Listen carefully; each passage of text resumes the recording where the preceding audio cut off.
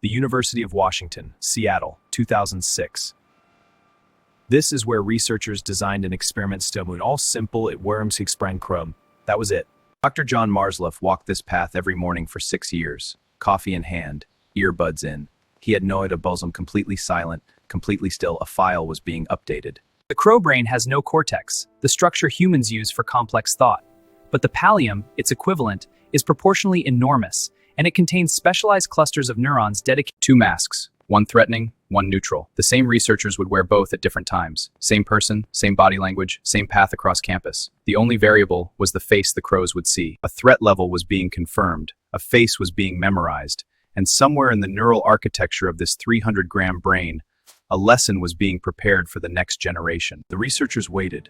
Weeks became months, months became years. They needed to know, how long does a crow remember a face? The answer, when it came, was unprecedented in the study of animal cognition. Before the first experiment even began, they were already watching, already cataloging. The crows did not know what was about to happen, but they were paying attention. They are always paying attention. 5 years. The crows remembered for 5 years. The same face, the same reaction, undiminished fury, undiminished recognition. 5 years of other faces, the threatening mask appeared, and with it came the net. The researchers would briefly capture crows, banned for identification, and Gotcha! The capture lasted less than 60 seconds. The crow was banded, measured, released. It flew immediately to a high branch and permanent file. The crow watched until the masked figure disappeared around a building. Then it turned to the crows beside it. And something remarkable happened. Something we are only beginning to understand. But 5 years of memory, remarkable as it is, was not the discovery that made scientists stop cold. That came when they started watching the young, the chicks. The mother crow saw the mask and reacted instantly. Her body tensed, her call changed, her focus narrowed to that single point below. And her children, crows have specific alarm calls for specific threats, a different call for hawk than for cat, a different call for snake than for human. But researchers discovered something more sophisticated. Crows can communicate from that face.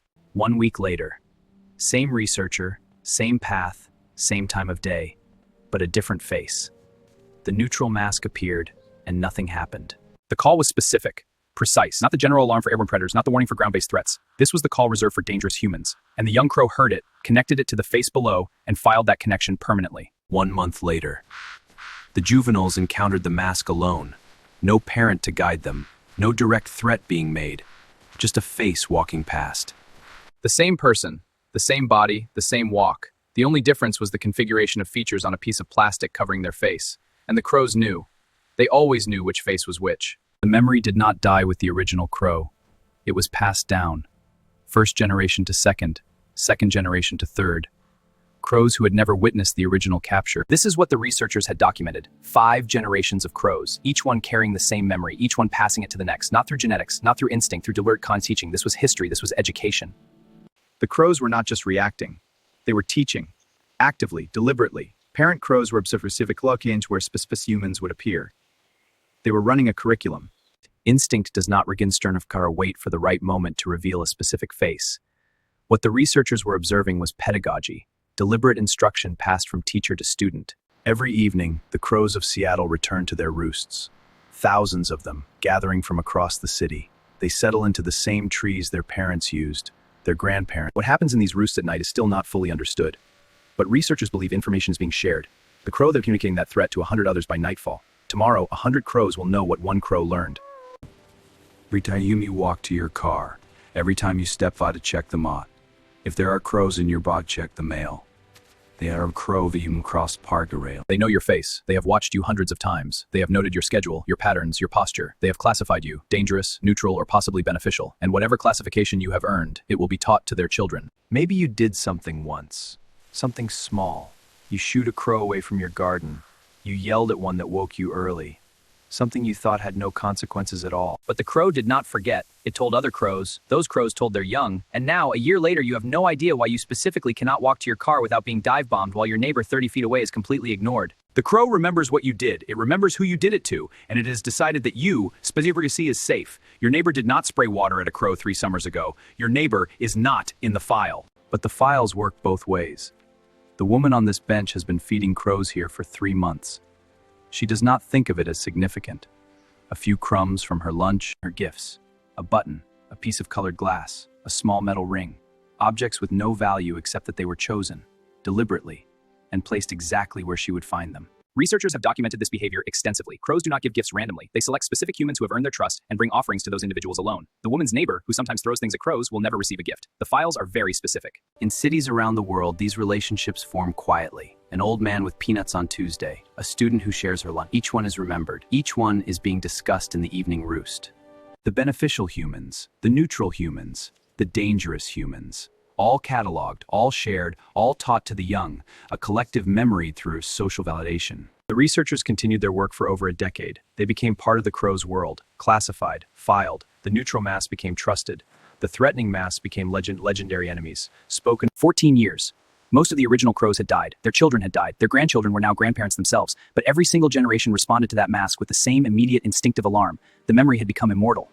Every spring, new chicks are born knowing nothing. Empty files, blank databases. They look out or leaks, look which faces matter, which faces help, which faces mountain.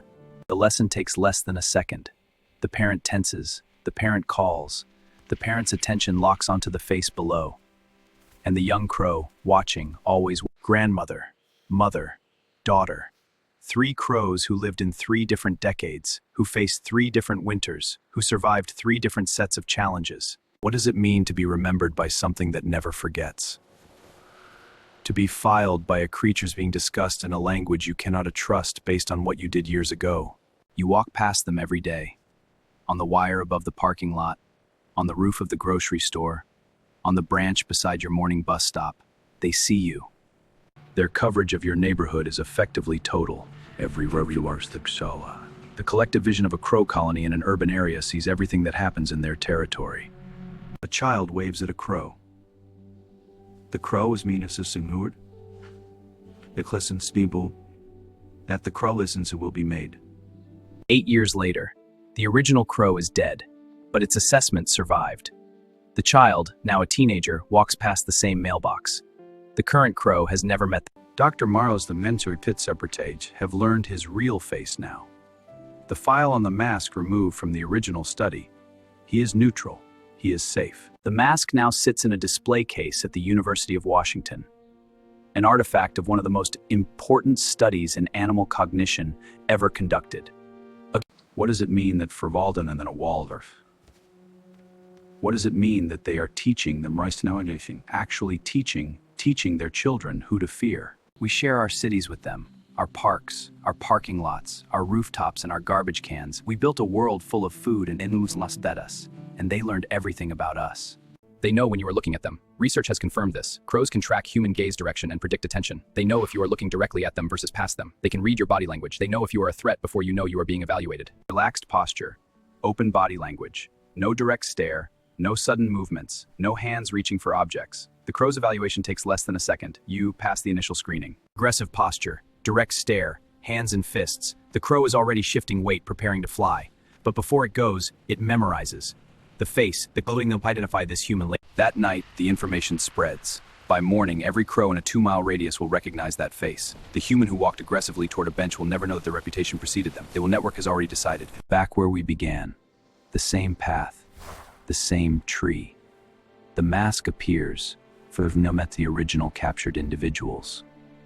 There is a crow that knows your face. You may not know which one. You may not remember what you did to earn its attention, but someone